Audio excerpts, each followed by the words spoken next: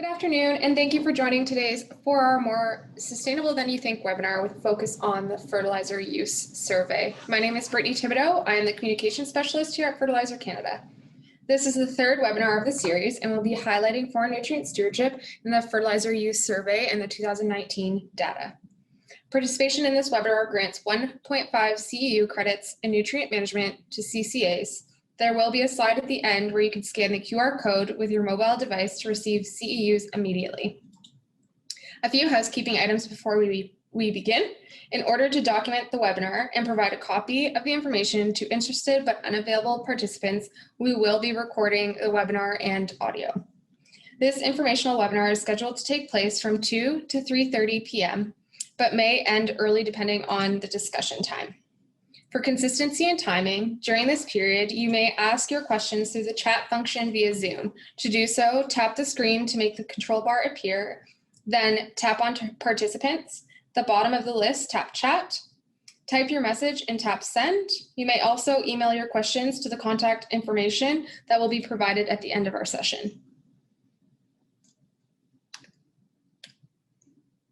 All right, so I'm going to introduce today's speakers. We have Mike Waddell with Stratus Ag Research, Mark Walker with Canadian Canola Growers Association, Mackenzie Smith with Fertilizer Canada, and Kelsey Hill with Fertilizer Canada.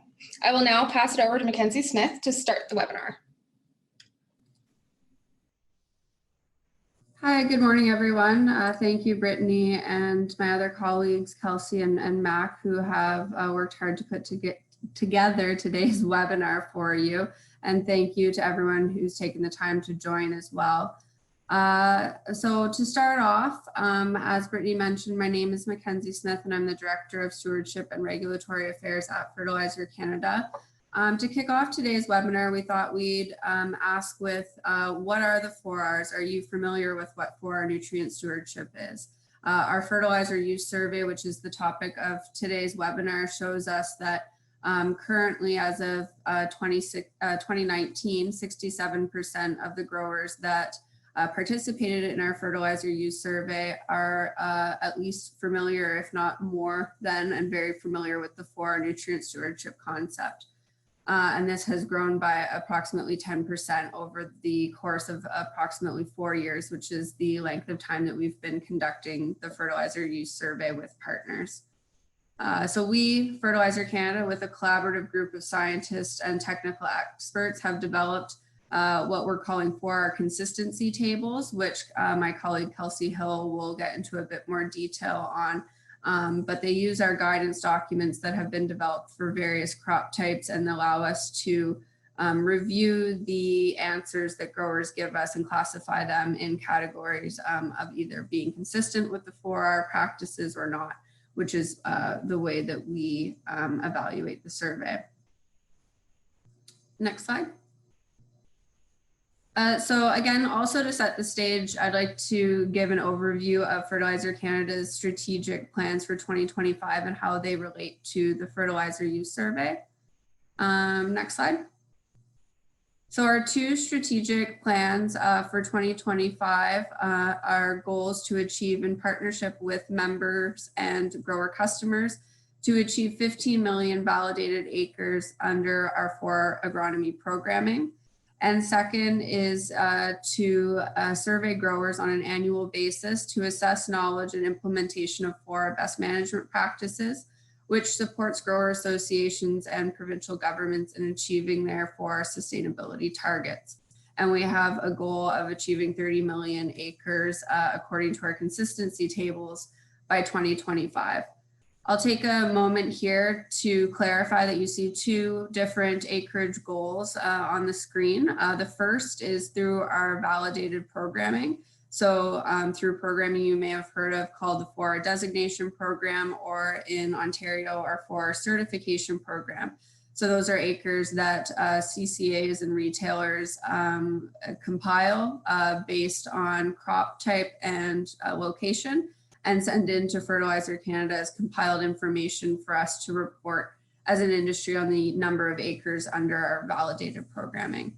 But as a secondary and an important goal, we also track acres through our survey, which help indicate how many growers on cropland are implementing those practices.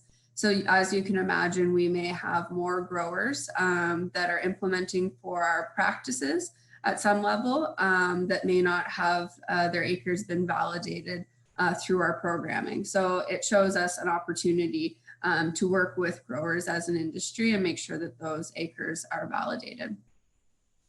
Next slide. And so these are some initial statistics. So when we dive into that goal, the second goal a bit deeper, where are we at right now as of 2020 from Fertilizer Canada's perspective? As mentioned, we have a target goal of having 30 million acres counted under our survey by 2025. And according to the survey data, as of 2019, we have just over 50% of canola and corn growers, so canola growers in Western Canada and corn soybean growers in Ontario that are following at least a basic level of 4 nutrient stewardship. And so if we statistically in a significant way extrapolate that out, that results in approximately 10.8 million acres of canola and around 1 million acre of corn. So it has us sitting at about 12 million acres out of the 30 million acre goal. So we're well on our way, but we also see that we still have a few years to push progress in this space as well. And I believe at that time, I'll call on the next slide and as well introduce my colleague, Kelsey Hill, who's Manager of Nutrient Stewardship, to go into a bit more detail around the consistency tables I mentioned.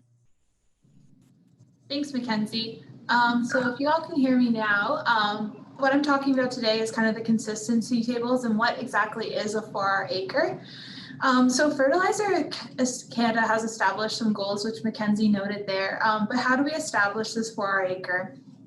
This year, the Fertilizer Use Survey Working Group worked to develop a method for translating our 4R guidance document into the survey to create a basic 4R acre. We'd like to note just at this time that this is an estimate. The 4Rs are simple in theory, but complex in implementation due to multiple factors impacting the on-farm decisions. So this exercise is more so to help guide us on as to what acres are out there, but we need to follow up with the verification and the certification program as, the designation and certification program as Mackenzie highlighted. So next slide. So this right here we have is the 4R practices for and in Ontario. You'll see we have them broken down into right source, rate, time, and place. And what we've done this year with the survey is reviewed these requirements. So for example, in Ontario N right now, the only requirement we would have is that there's a guaranteed analysis. And then that if there's a N going down in the fall, it's only an ammonium-based N phosphorus, so example, MAP or DAP. When we look at right rate, we require that the grower is using region or rate specific to their field that they're planting in. And that can be considering their yield history on that field, the different soil types, and yield potential for what they're gaining for that year. As well, we recommend that they apply based on a nitrogen balance or a MAFRA guidelines, potentially even using a soil test if that's available, but just kind of trying to establish a baseline for N with the rate. When we look at the rate time, we're looking at applying it N in the spring before seeding, or then avoiding applications on frozen and snow-covered ground. As noted before in the source, we do allow applications in the fall if it's a form of NP ammonium, so the MAP. When talking about right place, we look at applying, basically incorporating the N. And if it isn't able to incorporate, we recommend using an enhanced efficiency fertilizer for the right placement. Next slide.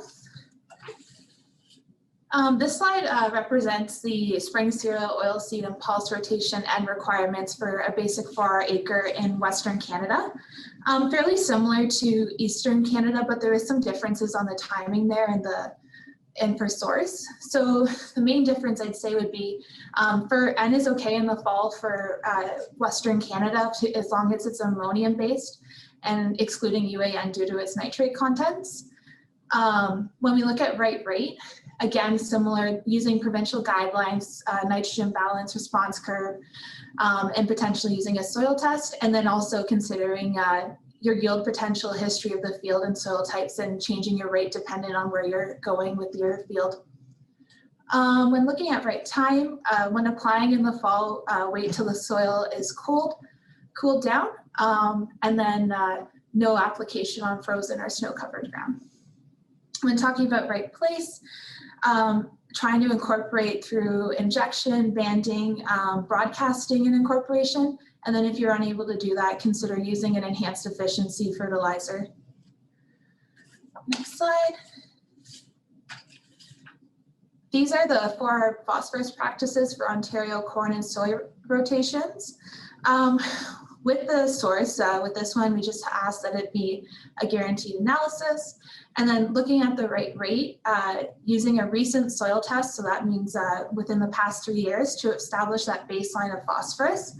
And then from that baseline of what phosphorus you have in your soil, using provincial guidelines, talking with your CCA to consider what rate to put down. We also asked that if your soil test comes back with approaching or exceeding 60 parts per million, that you considered using a drawdown strategy in the fields that test high for P. When looking at time, we asked that we have P in the spring or before planting, and then if you're planting in the fall with incorporation. And then with place, again, it's with that fall incorporation or banding. And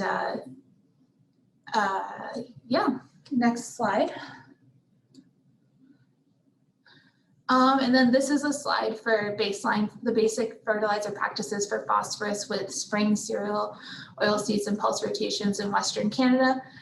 Very similar to Eastern Canada, using a guaranteed analysis, soil testing at least every 3 years, and following your provincial guidelines, CCA recommendations, and using the depletion strategy in fields that are approaching a high amount of phosphorus in the field. When looking at right time, applying at spring or before seeding, as well as applying in the fall with an incorporation or banding. Next slide. So with the fertilizer use survey that Mike's going to go into a bit more for us, Fertilizer Canada has looked at ways that we're kind of growing the 4Rs and potentials. So from this, we were able to, as Mackenzie highlighted, establish what growers were following the 4Rs this year in 2019. And one thing that we found that was kind of limiting, or kind of maybe we had growers not in the category as following a 4R basic, was they weren't following the right rate. I think there's a amount of factors for that. The right rate, it's very hard for us first off to establish. Just as we ask for a soil test, but there could be potentially other opportunities like doing admission trials on the field, for example, whenever following the rate. But this was kind of our best guess at, or best estimate of what we could do for 4R basic acres. And then in 2020, we'll move forward and look at the questions in 2020 with the new look. One thing that growers are doing really well this year that we saw within the survey was they're following a lot of the right time and right placement BNPs. There's a lot of phosphorus going down in banding, which is great. So I guess if we go to our next slide, we can also look at some of the barriers that we see with the 4Rs. So one question we did ask is we asked growers if they're using a 4R plan, and then we split the growers into groups of growers using a 4R plan and growers not, and asked them what the benefits of having that 4R plan in place and what the reasons for not putting it in place. This year we found something pretty interesting. So reasons for putting a 4R plan in place this year was that it was increase your economic return. And then reasons for not putting a 4R plan in place was it was costing too expensive. Or when we look at this, we kind of think that there might be a misconception within the 4Rs and maybe a miscommunication on our end. And we are looking to further this more and have further discussion. So with that, talking about how we can communicate to growers of the 4Rs is very much working on the field and getting out there. And it doesn't mean necessarily going out and buying a new piece of equipment, and that it's using all of the social, economic, and environmental benefits. So we aren't trying to recommend practices that won't have an impact economically. We wanted to include all three. Next slide. And finally, I did touch a little bit on rate before, but this is just one, and I think Mike will go into more details with his slides, but soil sampling here in Canada. So when we looked at growers who soil sampled the recommended 1 to 3 years, we put them into low, moderate, and high yield categories. We found that 55% of low yielders were soil sampling, 56% of moderate yielders were soil sampling, and 66% of high yielders were soil sampling. So we found that kind of an interesting stat this year and something to look forward to, that perhaps there is a cost to soil sampling, but I think that it can really benefit knowing what nutrients you have in your soil and what you need to do to supply to it and provide in the right rate, source, time, and place. And we hope to continue to promote soil sampling here in Canada and across Canada. Next slide. And with that, we're going to pass it off to Mike Waddell from Stratus Ag, who's kind of going to go into more of the nitty-gritty data that we had in the fertilizer use survey this year.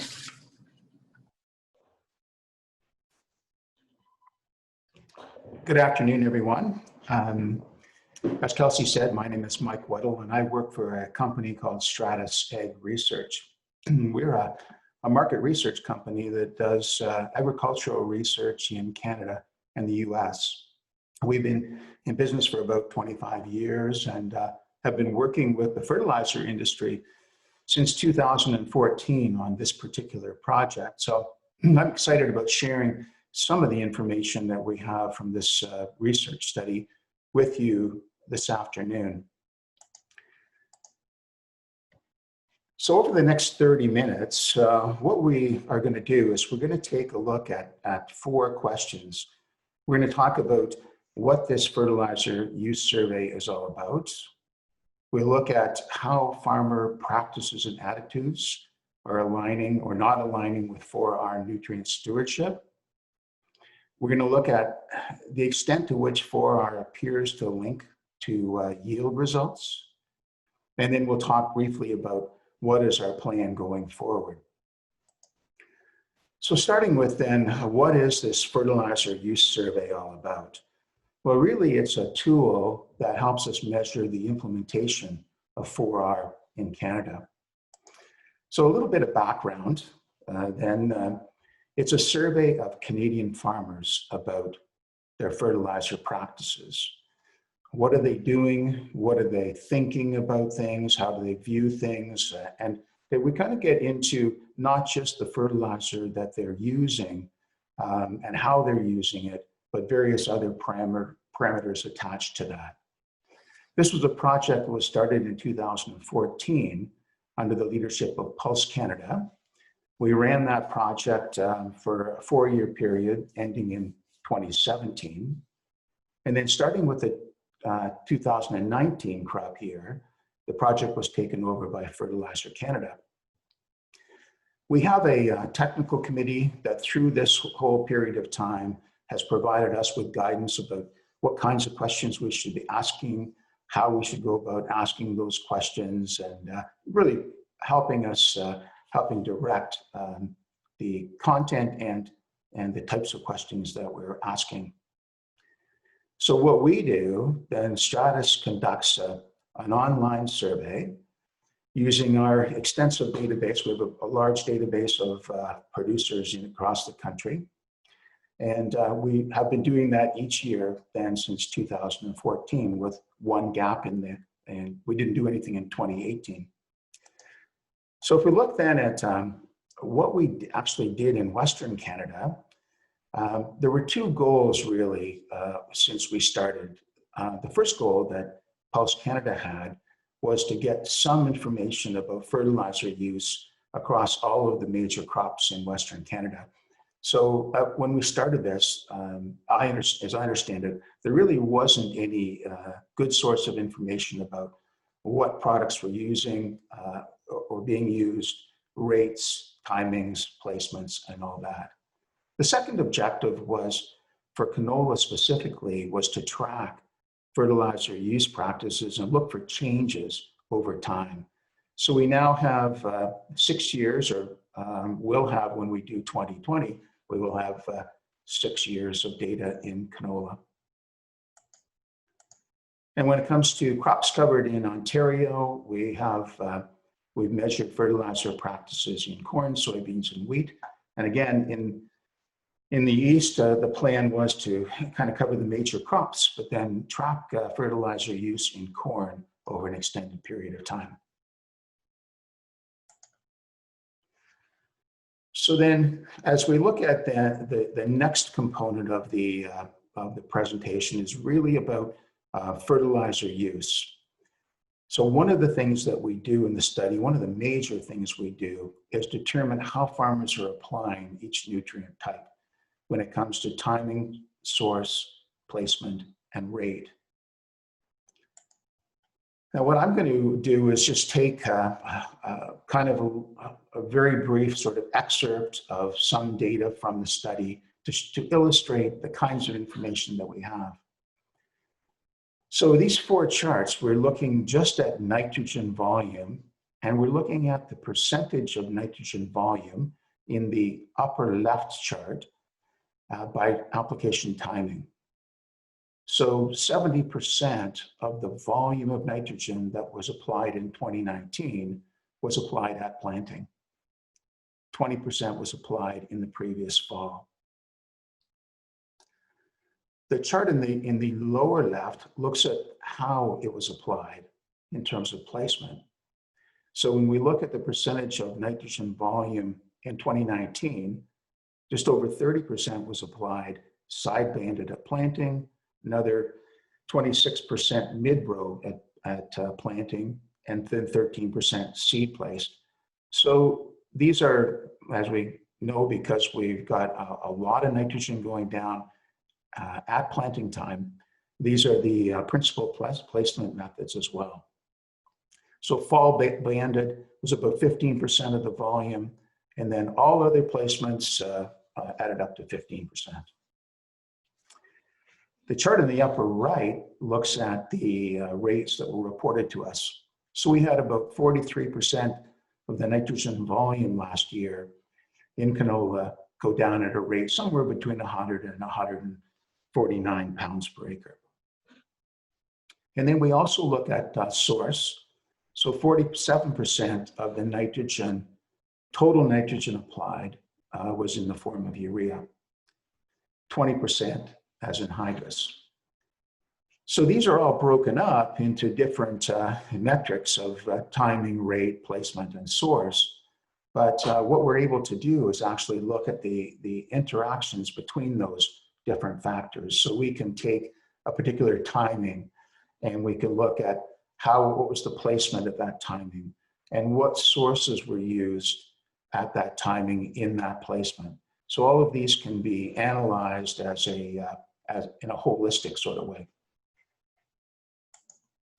If we look at fertilizer use in corn last year, it's a very different picture than how fertilizer, nitrogen in particular, is used in canola.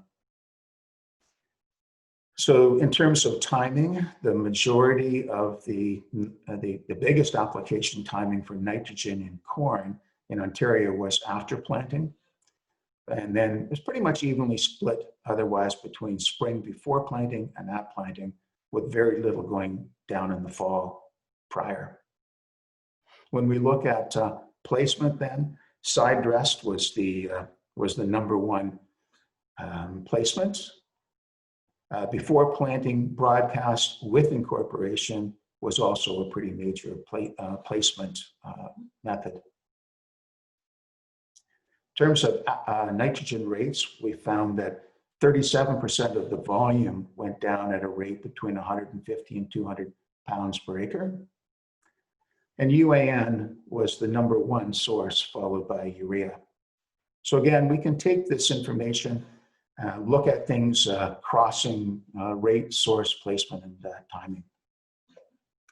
In addition to these basic metrics in the fertilizer use area, we measure things like use of micronutrients. We measure things like use of nitrogen stabilizers. So we have quite a bit of additional information within this part of the report. Then we also look at a number of metrics around 4R. And this really answers this question about how are farmer practices and attitudes aligning with 4R nutrient stewardship. So for 2019, Fertilizer Canada and others, the fertilizer industry, have established some new consistency criteria that Kelsey presented earlier. We have 2 levels that are established. And in its most simplest form, and believe me, it's not as simple as I've laid out here, but level 1 must use appropriate practices when it comes to nitrogen rate, timing, and placement, as well as phosphorus rate, timing, and placement. To meet the requirements of level 2, in addition to level 1, the producer must also work with a designated 4R agronomist or certified retailer. And so if you look at our findings then for 2019, in Western Canada, we found that 52% of the acres of canola met the requirements for level 1. And then when we imposed level 2 on that, we found about 15% of the acres met both requirements for level 1 and 2. For corn in Ontario, about 45% of the acres meet level 1, and almost 25% meet level 2 consistency. So that's where we're at presently as of 2019. So for a number of years, we've been asking this question, which is how really essentially it breaks down to how familiar are you with the 4R concept? And we gave them these categories, so from very familiar to never heard of it. So we see in 2019 then that the percentage of total respondents, and there were 1,000 farmers in this survey in 2019, about a quarter of them indicate that they're very familiar, and then about 40% indicate that they're somewhat familiar. The percentage who've never heard of it has dropped now to 15%, and that's been slowly declining, but the big drop was from 2016 to 2017. When we take that information about this percent who are very familiar, this 25%, and look at that, how it breaks out across geography, it's pretty even. In fact, all the way through the water basin, different water basins in Ontario, ecozones in Western Canada, it's pretty not statistically different from the total. But what we really see is that small farms are significantly less familiar with 4R, and large farms are much more familiar with the 4R concept. So nearly 40% of large farms indicate that they're very familiar with 4R. The other thing we see is that older farmers are, not as many of them are very familiar with the 4R concept. So this tells us a little bit about the demographics involved. So as we think about trying to move 4R along, the challenge becomes, how do we reach smaller growers and how do we reach older farmers? One of the questions we asked was, do you work in Western Canada with a 4R designated agronomist, in Ontario with a certified retailer? And this shows the results of that question split out across, first of all, geography, where in Ontario we have a much higher indication that producers are working with a certified retailer. And that's particularly true in the Western and Central Lake Erie Basin, where nearly half the growers indicate that they're working with a certified retailer. We also see this same indication that with small farms, just not as many of them are working with a 4R designated person or certified person, much higher among large producers. And as one would expect, much higher as familiarity with 4R program goes up, then more often they're working with a designated or certified person. If we take it to the next step, we asked how many growers have a 4R plan in place. So a way higher percentage of Manitoba growers indicated they do have a 4R plan in place, higher among large farmers and those who are very familiar with the concept. When we asked these 69 growers out of the 1,000 that we surveyed, what do they see as being the benefits of having that plan in place? The number one benefit is they see an increase in economic return associated with that. They also believe that as a result of that, they feel that they're using the best environmentally responsible practices. They see a lot of those guys see improved soil quality and nutrient availability, or that's their expectation as well. So these are the kinds of benefits that they talk about when they have a 4R plan in place. For those people who have not put a 4R plan in place, in other words, these are guys who they've heard about 4R, but they do not have a plan in place. And as was indicated earlier, they just think that costs are, the number one thing is costs are a barrier. But the top mention was, it's not a service that's provided by the ag retailer that they're doing business with. It was pretty commonly reported as well. They also feel that there's why do it? There's kind of a lack of proven benefits, not the incentives to do it, or I maybe don't know enough about it. It's too complicated for me. And one of the common things that they said is, well, I don't really know why I don't have a 4R plan in place. So there are different things that are important about this are as we're trying to move increasingly in that direction of getting 4R plans in place, there's two main areas that we've got to address. One is information. So some of these guys are saying to us, well, I don't know why I don't have a 4R plan in place, or I lack the information or knowledge about how to do it. And then the second thing that's important about this, what this means for us, is we've got to demonstrate the benefits outweigh the costs of doing it.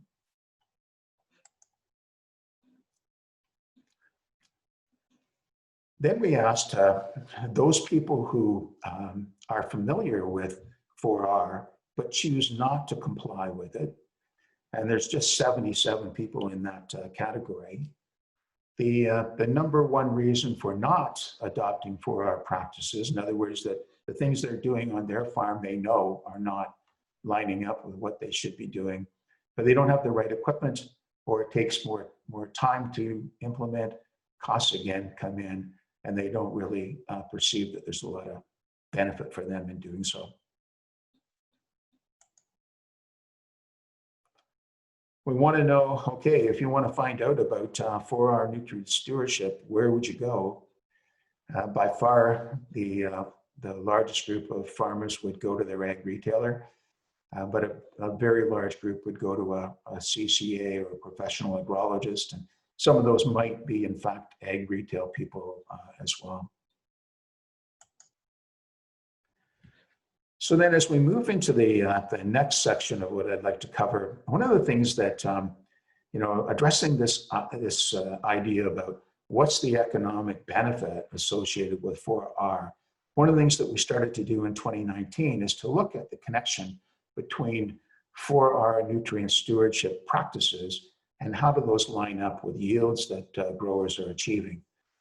So what we did is separately for canola and corn, of course, and by geographic region, recognizing that the yield potential varies from one geography to another, we established these low yield, moderate yield, and high yield categories.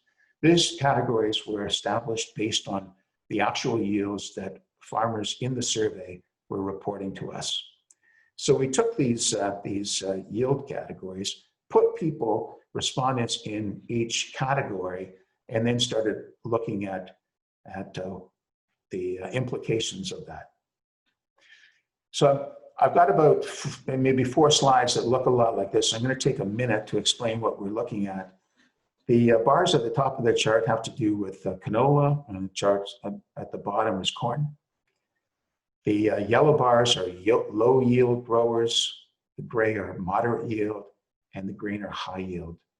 And what we're looking at here is the percentage of canola or corn acres that meet that level 1 consistency criteria. If we look at then in canola, just 39% of the canola acres among growers in the low yield category comply with level 1. And that goes to 55% in the moderate yield and about 60% in the high yield acres. So that's pretty consistent. It varies a bit from black soil zone through dark brown and brown, but the story is the same. And that is that higher yield growers more often are in compliance with or meeting the consistency criteria for level 1. When we look at Ontario, we didn't find the same result. In fact, it was heading in the opposite direction. So with low yield guys, and this is particularly true outside of the Lake Erie Basin, so in the rest of Ontario, we see this inverse relationship on relationship between yields and level 1 consistency. Now that was unexpected, and I imagine that if we see this again in the 2020 results, we're going to want to dig into this a lot deeper and try to figure out what's going on in the rest of Ontario where we have these high yielders. What is it that they're doing that kicks them out in terms of meeting the criteria? So looking at these same groups now, we're going to look at a few different metrics. So this one is growers who use a soil test to set their nitrogen rates. In Western Canada, canola, then again, we see this relationship where low yield guys, a lot fewer of them are soil testing to determine nitrogen rates. And it goes way higher as yields go up. The same is true on this in Ontario. So those high yield growers with Ontario corn, they are more often soil testing for setting nitrogen rates as well.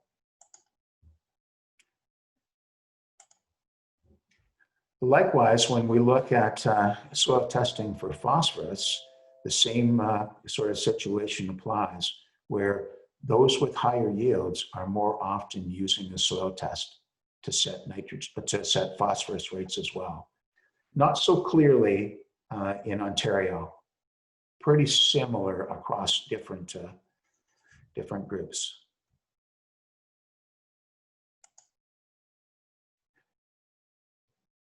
Now, I just saw a question pop up on the screen. Are growers using the nitrate soil test? And we did not ask it specifically that way. We asked, as I recall at least, we asked, are they soil testing for nitrogen? So then this question asks, well, how frequently? If you are testing for phosphorus, how often are you doing it? And what we're plotting here is the percentage who soil test at least every 3 years.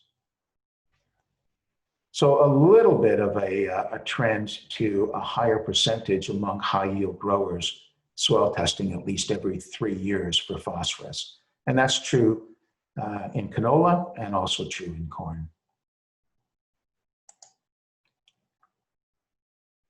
There's also, particularly in the West, a very strong connection between higher yields and familiarity with 4R nutrient stewardship.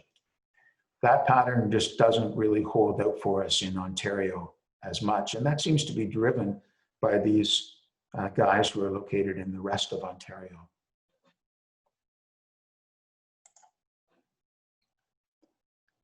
I think the final slide in this batch, growers who have a 4R plan in place, while high yield growers are more likely, a higher percentage of them do have a 4R plan in place. So as we look at all of that, then as we look at this connection between yields and 4R practices in Western Canada, based on the 2019 findings, it seems to be pretty clear. those growers who are getting higher yields are more often implementing those practices that are desirable from a 4R perspective. Now, we can't say that those 4R practices are driving those higher yields, but we can, I think, come to a conclusion that there's a very strong connection between those two. In Ontario, it's not as clear. Some practices appear to be linked to higher yields, like soil testing for nitrogen and a couple of others, but it's not as dramatic, it's not as clearly obvious. And as we look at 2020 results, and as we're going to talk about to wrap up, we'll be watching carefully for that. So what's the plan for this year? So we've made some changes, and we have each year made a few changes to how we go about things. We've developed a more robust process for confirming application rates. This is the area that farmers have the most difficulty in telling us what it is that they're doing, and they don't all get it right. So we've put in place some steps to help guide them through that. We're measuring and added this year self versus custom application.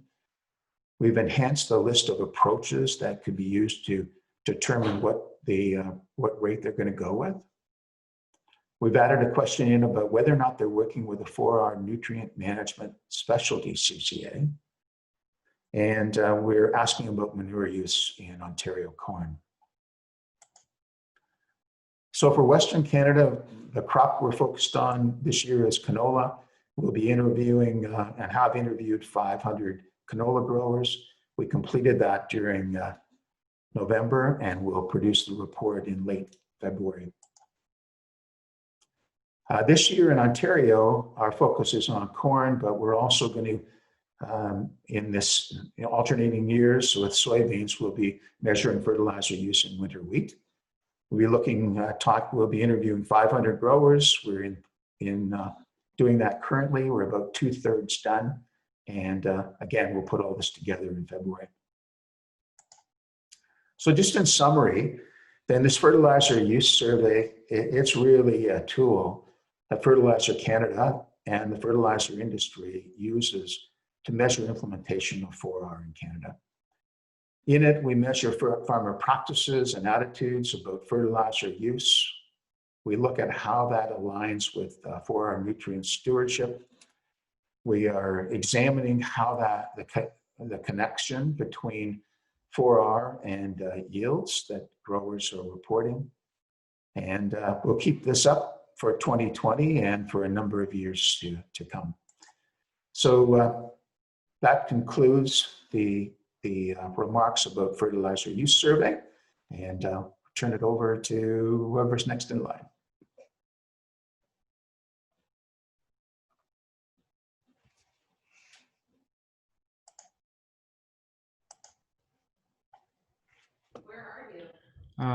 Good afternoon, everyone.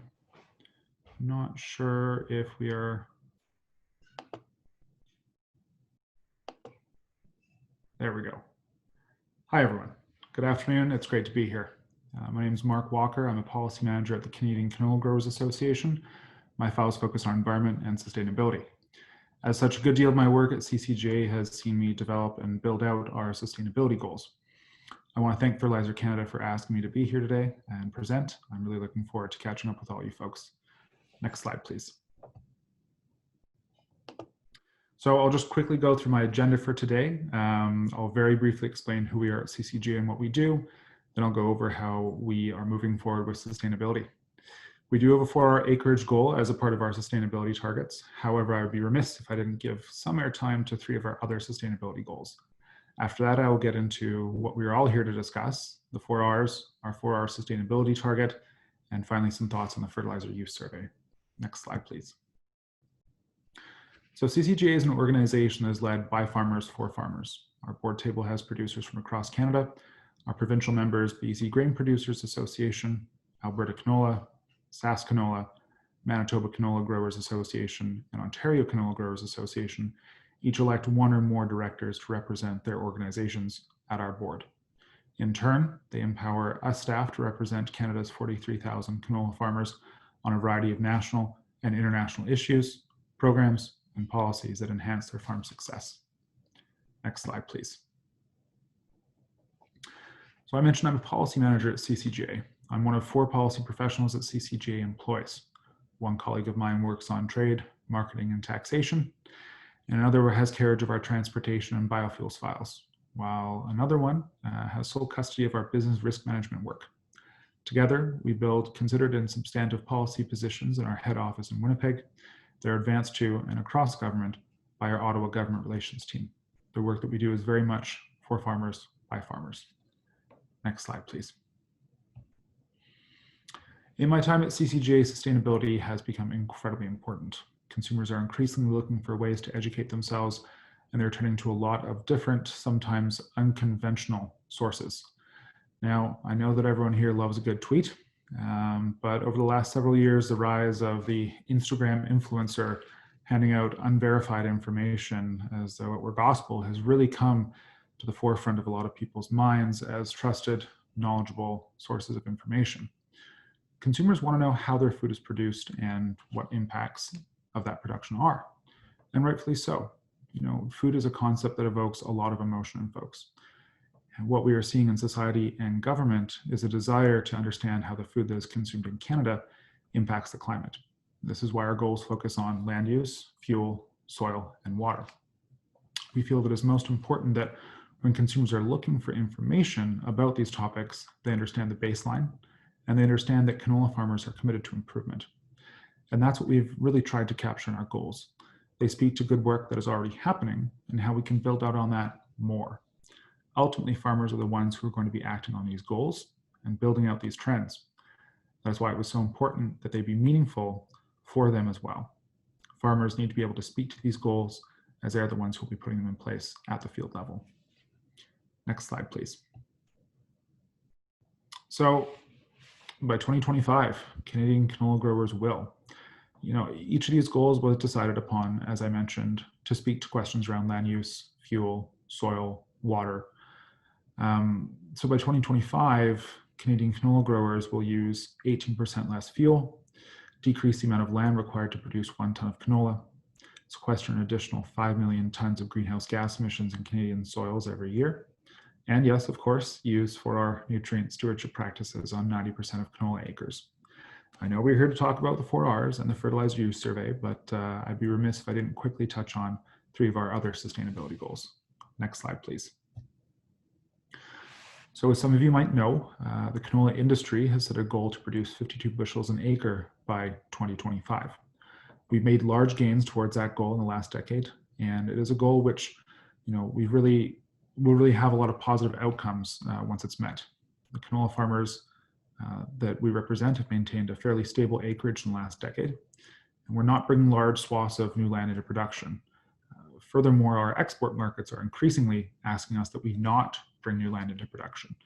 Intensification instead of expansion is incredibly important to us. We want to produce more on the same amount of land, not produce more on more land. And of course, the 4 Rs are a very important component of this as well. So in not bringing new land into production, in maintaining our stable acreage, in achieving our 52 bushels per acre by 2025 through intensification, as opposed to expansion, we will see an 18% reduction in fuel use and a 40% decrease in the amount of land required to produce 1 ton of canola, which I think is pretty neat. Next slide, please. So on the last slide, I spoke about intensification over expansion. And that is also essential for our goal to sequester more carbon. Currently, Canadian cropland sequesters about 6 million tons of greenhouse gas emissions every year. In building out our goal to 52 bushels per acre, by way of intensification, we will be putting more roots in the ground, supporting more soil organic matter, and taking more greenhouse gas emissions out of the atmosphere. This will result in an additional 5 million tons of greenhouse gas emissions sequestered by Canadian agricultural soils every year.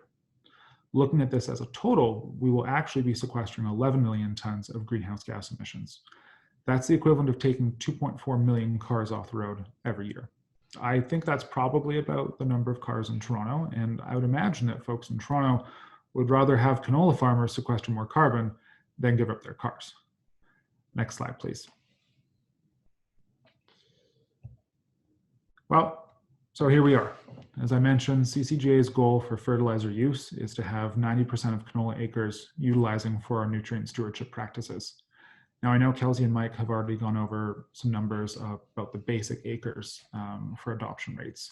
Our goal of 90% refers to that basic level. It is what we are targeting. So in going through the exercise of, scoping out what a goal around fertilizer might look like, we very quickly arrived at for our nutrient stewardship. It's understandable, it's implementable, it just makes sense. It has the ability to deliver results. Of course, the emissions reductions associated with its implementation don't hurt either. And it's being used on the ground by farmers as we can see. Next slide, please. So CCGA has been involved with the Fertilizer Use Survey for many years now, both in its previous iteration with Pulse Canada and now again with Fertilizer Canada. And that involvement is very important to us for a number of reasons. It allows us to track our progress towards more of the key metrics in our sustainability goals. And it also, as Mike just outlined, helps us gain insight into how farmers are farming, what they're doing, and areas where maybe we could engage them a bit more. Presently, our goal is 90% of canola acres under 4R practices. And this is because we've seen fluctuations in the adoption rates of these practices. Previously, our goal was to have 50% of canola acres using 4R practices. However, as you just saw from the 2019 results, we were able to achieve that goal. So we were able to adjust it accordingly. Another reason the survey is so important is that in tracking progress, it does show us that there are fluctuations in certain practices. But that's okay. The fluctuations demonstrate to us the need for flexibility, the need for finesse, and that's what producers have been telling us all along. So I think in terms of next steps, we have some work to do over the next 5 years, certainly to reach our target of 90% of canola acres under 4Rs. But we're looking forward to continuing to communicate the positive outcomes associated with the 4Rs, efficiency gains, and the ways that they can be implemented at the field level. That's my presentation for the day. So thank you so much. And I believe I'll be passing it over to Kelsey now. Thank you so much, Mark. So if you just go to the next slide, I know there's a few questions in the Q&A box about where we can find the full survey and the metrics. And we're kind of excited about this, but we just recently launched our fertilizer use survey report. And along with that, I've posted a page on our website where you're able to access all of these, all of the data that we've had since 2017, I believe. So I'm just going to send a link in the chat box right now. So if you just click there, you should be able to take into our website and be able to click on all of those. The fertilizer use survey report, it's more so a snapshot of fertilizer use here in Canada that we've taken into key takeaways Fertilizer Canada has, but then we also have access to Mike's full slide deck with all the data we collected in 2019 and are continuing to collect further into 2020. And with that, I think that is all we had today for the webinar portion, but we have about 30 minutes here to answer some questions and go over what we have. So I guess I can start with, that one was answered. You surveyed 1,000 farms. What percentage of total Canadian farms is that? I'm not sure if you know the answer to that, Mike. Not 100% sure if I do either. So you're right, Kelsey. I do not know what percentage of total farmed acres or crop acres that represents, but we could look into that. The way we look at sampling, though, is a bit different in that from a statistical point of view, as long as we're dealing with a random sample, and to the best of our knowledge we are, then we know what the confidence interval is around a data point with 1,000 growers or 100 growers or so on. So we're probably at 1,000 growers, we're probably looking at something plus or minus 2%. When we're down at around 400, it's probably close to plus or minus 4 or 5%. So that gives us an idea as to what the level of accuracy is in the information, which I think is probably the reason for the question. Awesome, thanks, Mike. The next question was, to be level 2 certified, what soil tests are required? I think it's asking like the level 2, so how we ask if they're level 1 consistent and then level 2 consistent. And I'll just clarify there, and again, if the person who asked that question needs clarification, send us another one. But with the level 1, we ask for 1 to 3 years, and that's based off of our basic 1 to 3 years for phosphorus, sorry, not for nitrogen, and that's based off of our basic for our consistency tables. And then to be level 2, what we're looking at there is we're trying to see what growers are going out and getting information from a designated or certified retailer. So hence they would be working with those retailers and getting a forward plan that we potentially, well, we hope that we're getting added into our acre count of verified acres.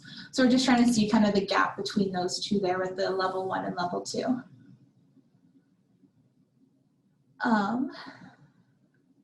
The next one we had was a 40% reduction in land to produce a ton of canola. Is this based on a 40% increase in yield or reduction in a non-productive or low yielding acres? What percent of canola yield increased in the past 5 years?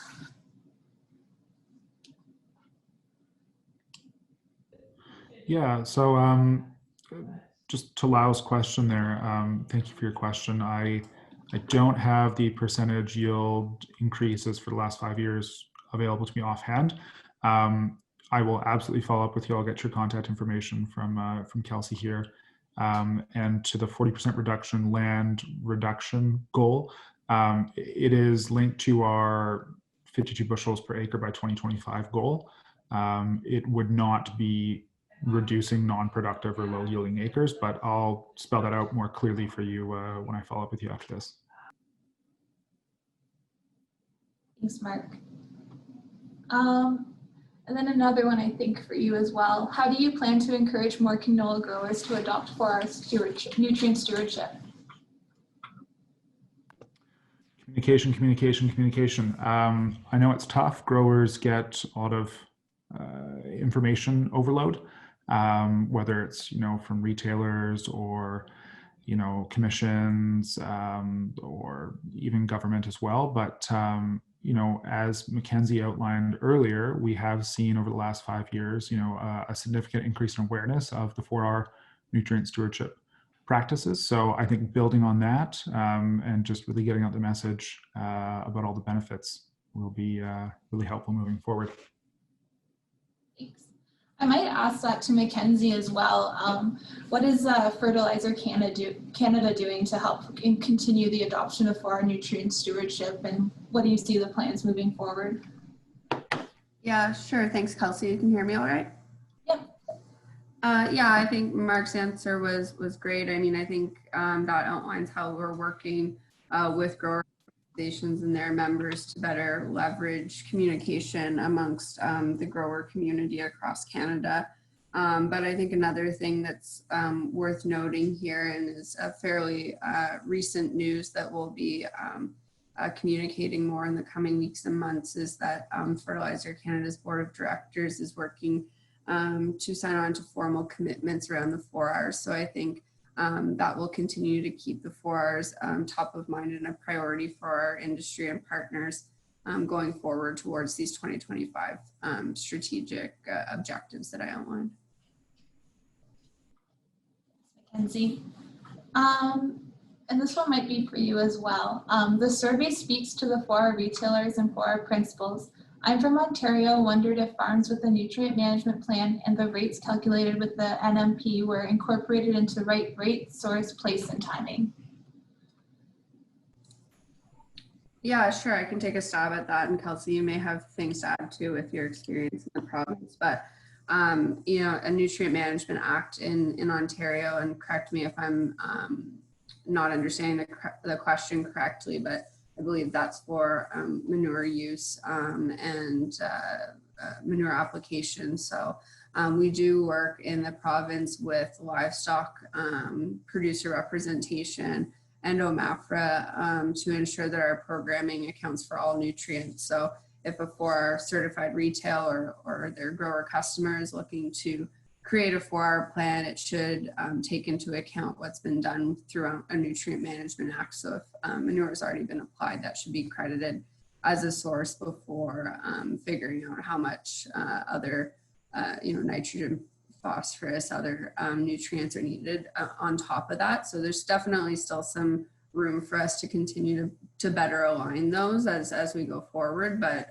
as it stands right now, there is some alignment. Thanks, Mackenzie.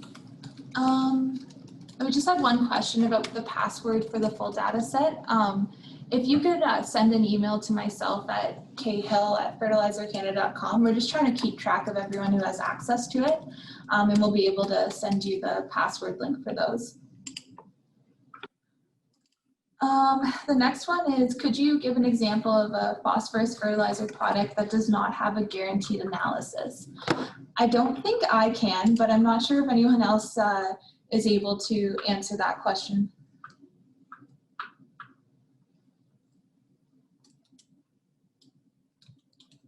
But I think the reasoning for, I think the reasoning for us to, listing that is just to certify that they are using guaranteed analysis, which I think it's a requirement for all fertilizers. But yeah, that was the intention. I don't think there was any, I'm not sure.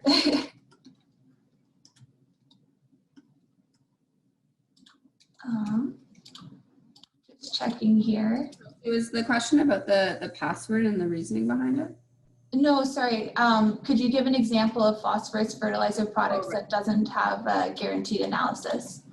Yeah, I know we kind of messaged back and forth. I don't know of any, and neither did you, Kelsey, but we can definitely ask members, but I believe all of them are, most, at least main products are. Thanks, Mackenzie.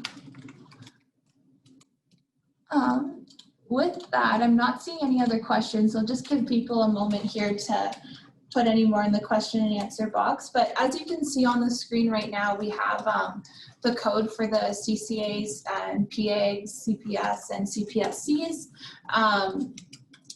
You can use pull out your mobile device and use the application to get your CCA credits or CU credits, sorry. And if you don't have access to your mobile device right now, you can also send an email to myself at khill@fertilizercanada.ca, and we'll be able to provide you with a sign-in sheet so you can collect CUs for this presentation. And with that, I don't know if anyone has any closing comments, but I'd like to thank Mackenzie, Mike, and then also our team here at Fertilizer Canada, Mac and Brittany, for doing an excellent job on the webinar today. We'll be looking to do more webinars in the future and further exploring the 4Rs. You're more sustainable than you think. So look for those. We will be sending out a recording of the webinar to all participants and for those who weren't able to attend today. So look for that in your email. And with that, I wish you all a great holiday and I hope that you have a great rest of your day.